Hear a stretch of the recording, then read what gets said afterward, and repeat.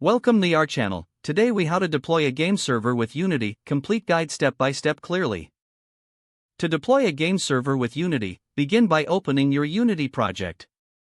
Ensure that you have the latest version of Unity installed. Access the Unity Package Manager from the window menu. Search for and install the Unity Transport package. Next, configure your project for server builds by going to File and selecting Build Settings. Switch the platform to either Windows, Linux, or Mac OS according to your preference. Select the option for building a headless server. This will allow you to run your server without a graphical user interface. Now, set your scenes to include in the build by adding them to the Scenes in Build section. Make sure that your game logic is optimized for server-side processing. It's essential to handle network communication using Unity's networking systems, such as Mirror or Photon. Implement the necessary server scripts to manage player connections in game sessions.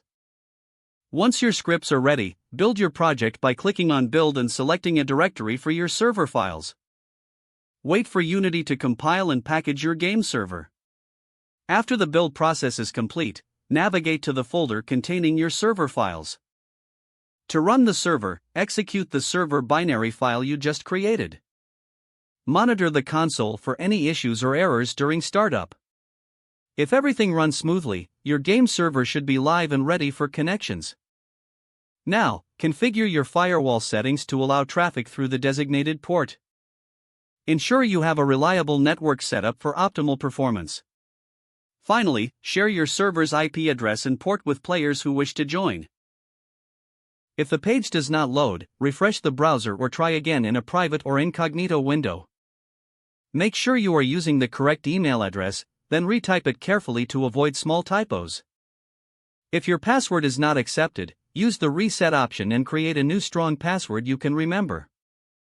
Check your spam folder for verification or security emails, then complete any requested confirmation steps. Enable two-factor authentication if available to improve account security and reduce unauthorized access risk. After signing in, review your profile details so your contact information and settings are accurate and current. If you see an error message, note it down and try again after restarting your device and internet connection.